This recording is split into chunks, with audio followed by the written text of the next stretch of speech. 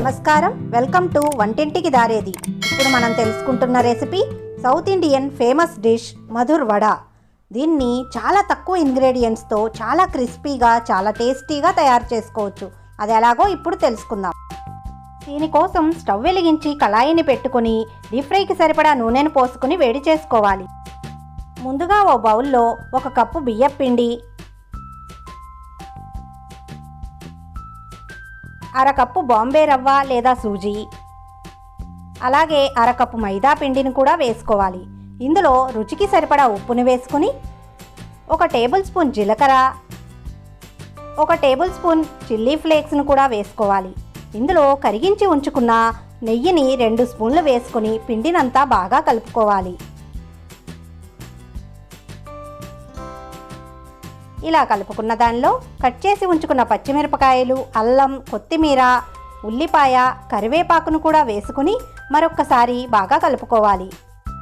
ఇందులో ముందుగా వేడి పెట్టుకున్న ఆయిల్ని 3 సర్వింగ్ స్పూన్లు వేసుకోవాలి.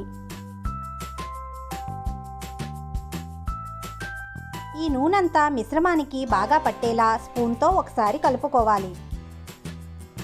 తరువాత స్పూన్ని తీసేసి కొద్దిగా నీళ్లను పోస్తూ ఈ మిశ్రమాన్ని మెత్తటి ముద్దలా తడుపుకోవాలి.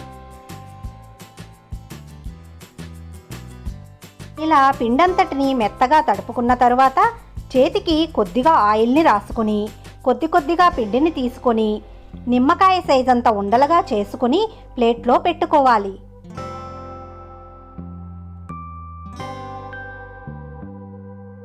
పిండి మొత్తాన్ని కూడా ఇదే విధంగా ఉండలుగా తయారు చేసుకొని ఒక ప్లేట్లో పెట్టుకోండి. పాలిథిన్ షీట్పై ఆయిల్ని అప్లై చేసుకోండి.